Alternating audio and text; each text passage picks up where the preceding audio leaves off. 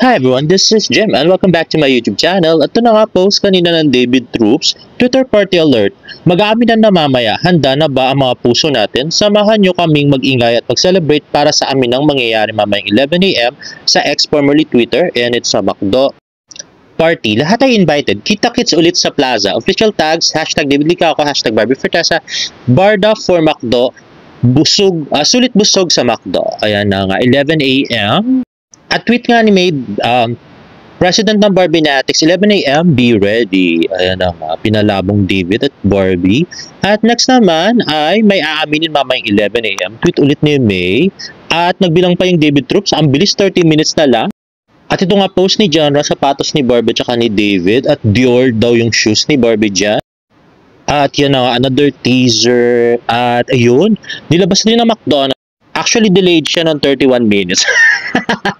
11 AM naghintay kami, wala pala. Tapos 11:31 na siya sa YouTube na post. Tapos 32 naman sa Facebook. And without further ado, let's watch this.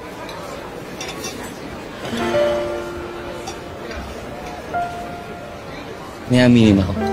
Grabe, ang landi ng tingin ni Barbie. From lips tapos pataas, no? Grabe. Ako rin. I love. Grabe, ang cute nila pareho, no?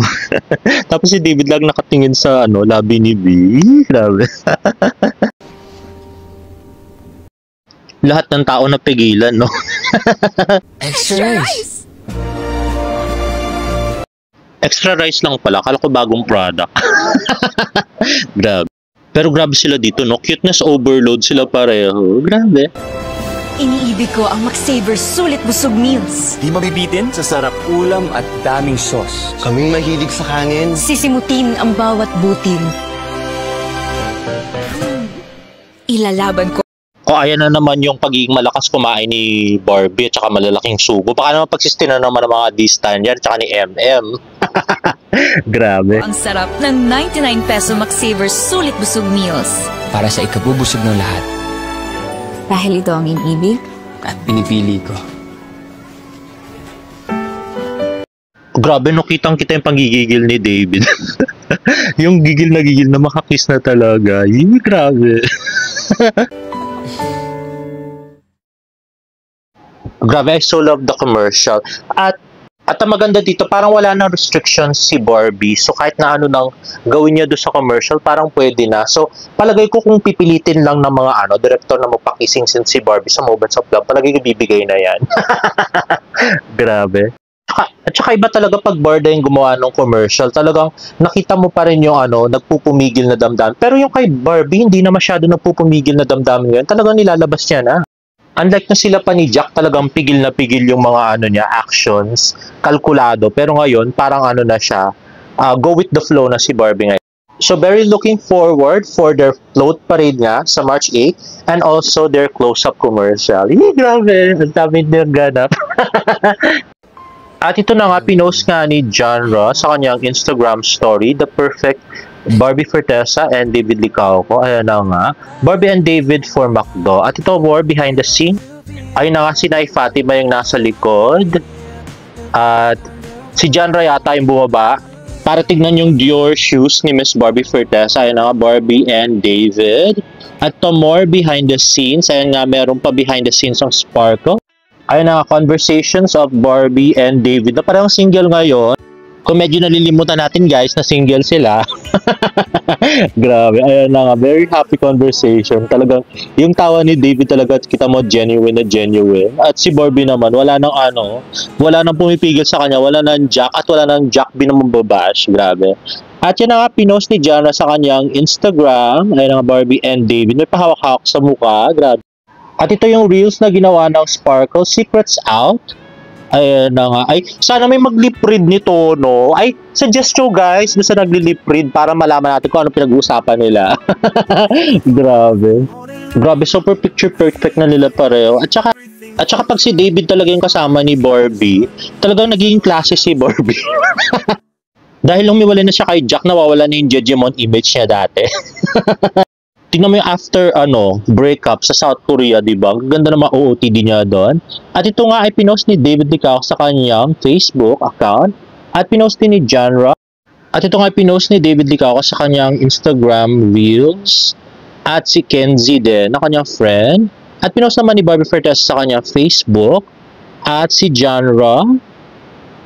At Miss Isabel Bulatao also. Team Barbie Fortesa, Barbinatics. Ano nga si May, Papa. Ayan, more picture from May. Kaya lang, black and white siya. At next naman ay post ng David Troops, almost 9K posts and counting. Panindigan ninyo, kilig namin ngayon.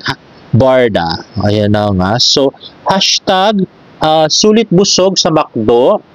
Hashtag David Licao, hashtag Barbie Fortesa, hashtag Barda. Ayan na nga, sulit busog sa McDo. Meron siyang 9,000 posts kanina.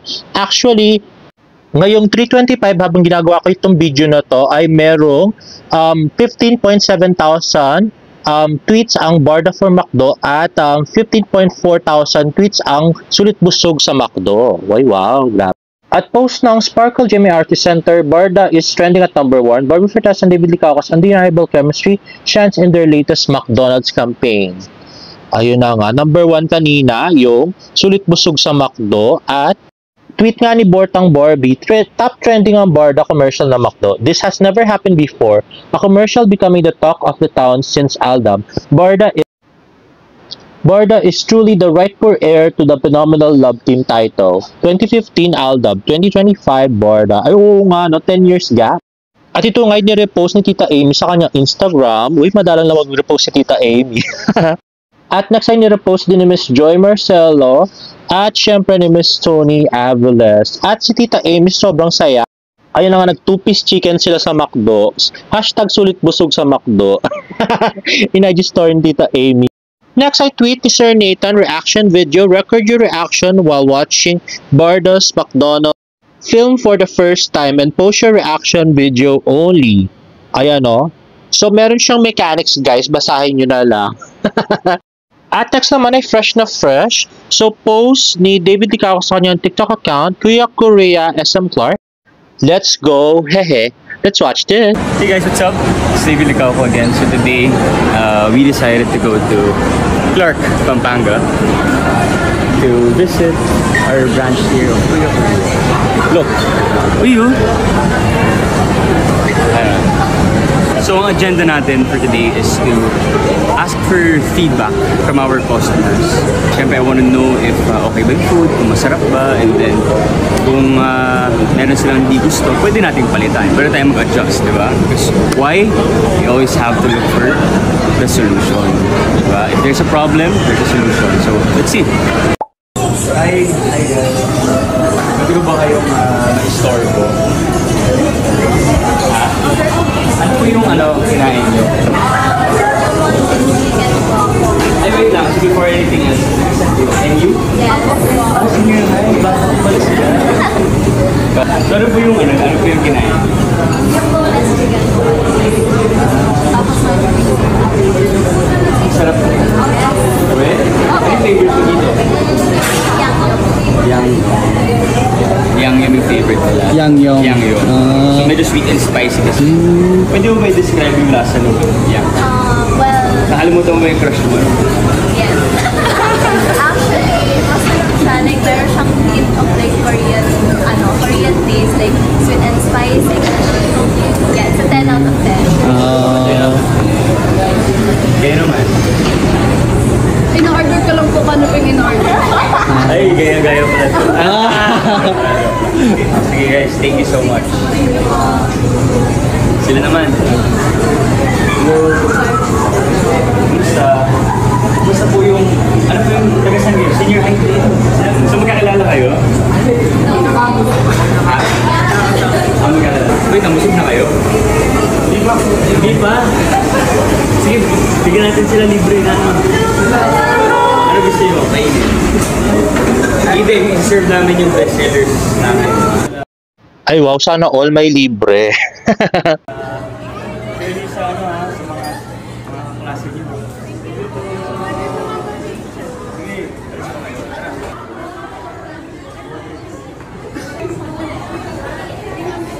Please visit Kuya Korea SM Clark and see you here. Ayun na nga guys, so pinost nga ni David Licauco to noong February 17 sa kanyang Instagram story. Kasama niya nga si Kenzie. At nagsaito nga pala guys, kaninang umaga ay nag-tweet si David ng may aaminin ako, deal with Barbie. Tapos nag-reply naman si Barbie ng, ano yun David Licauco? Tapos, yun nga, nag-tweet ulit si David ng panoorin mo to. Ano yan, yung naghihintay kami?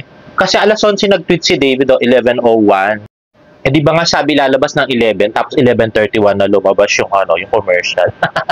Kaya yan, nag-Twitter share nga si Barbie Fortes at si David Licauco habang hinintay kanina. At munti ko na ito makalimutan guys, i-add sa video. At next naman ay pinost ni Tito Jack Licauco. Uy, wow! Toyota Land Cruiser din to pero kulay black. Parang yung kay Barbie, grabe. Talaga related. At saka yung yung kanyang Ford naman do sa side. O di ba parang nung kay Barbie. Uy, wow. Bakit magpo-post si Tito Jack ng ng parehong car nung kay Barbie? Iba lang yung kulay. Grabe. Very supportive do sa mamanugangin, charot. Ay, hindi. Siguro pambarato doon sa mga D-Stan tsaka MM na sinagsasabi na ang pagpe-flex ni Barbie Fortes na kanyang Land Cruiser is not a very alta attitude, no? Ganyan siguro yan. At next ay post ni Tita Eden, nasa Melbourne, Victoria siya. At lastly post ni Jean Licauco. Parang Pilipinas lang to. Melbourne ba yan? Anyway guys, if you like this video, please give it a thumbs up. And please subscribe to my YouTube channel for more bird updates in my next vlog. Bye!